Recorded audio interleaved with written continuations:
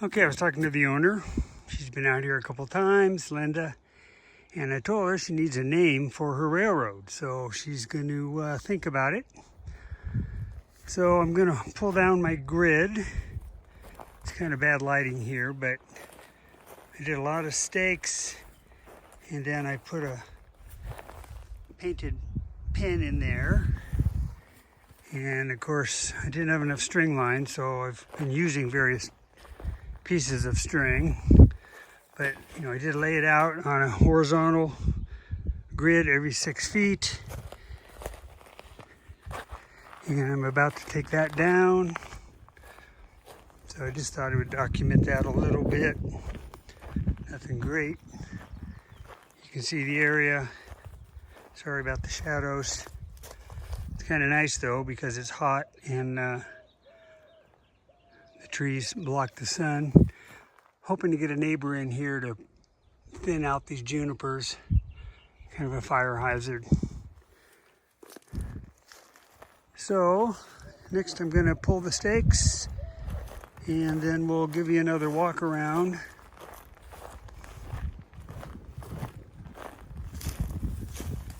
Show you what we have here.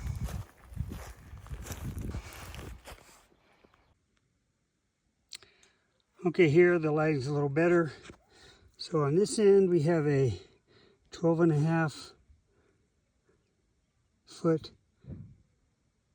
diameter radius, and then same thing over here. Okay, then we tie this together with the main line. The main line's going to come around to here. We're going to have a siding here. We're going to have another siding here. We're going to have a reversing loop here and a reversing loop here. That way we can run continuous in the circle. We can park trains in the sidings, and we can run clockwise and counterclockwise. Later on, we might add a yard in here, right here. As I start to build it, we'll take a look at that. I'd kind of like to do that, see what the owner wants. So let me just walk you through the layout. Okay, so it's lined out with yellow string. So this would be the north end where we have our loop. Okay, come around. This would go off to that reversing loop.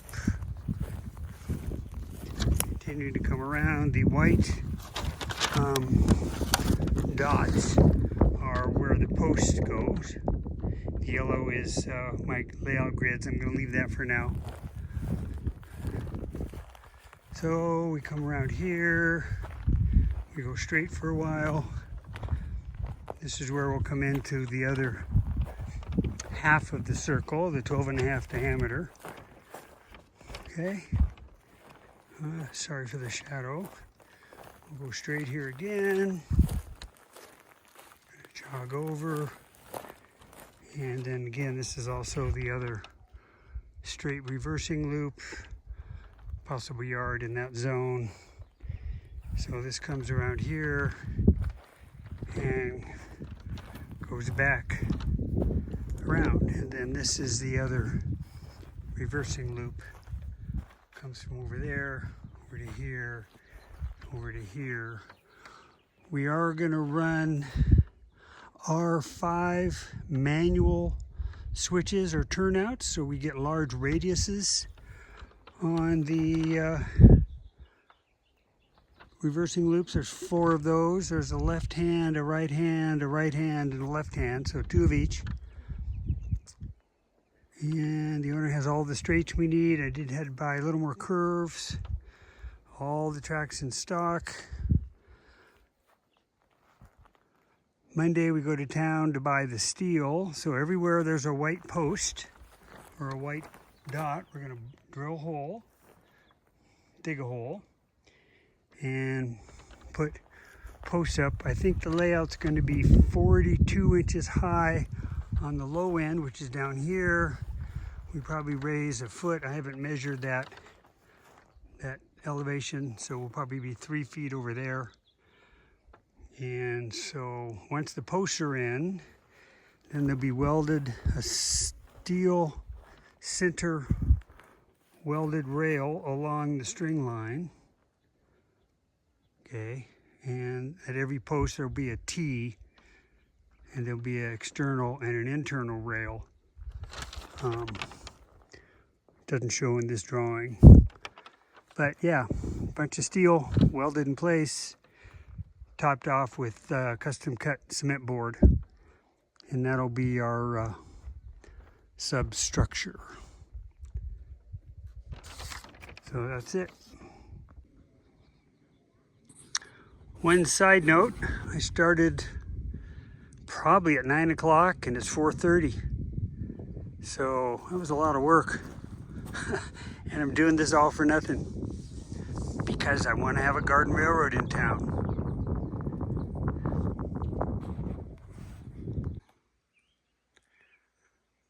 Okay, another side note. Yeah, I'm home, unloading, got the stakes pulled.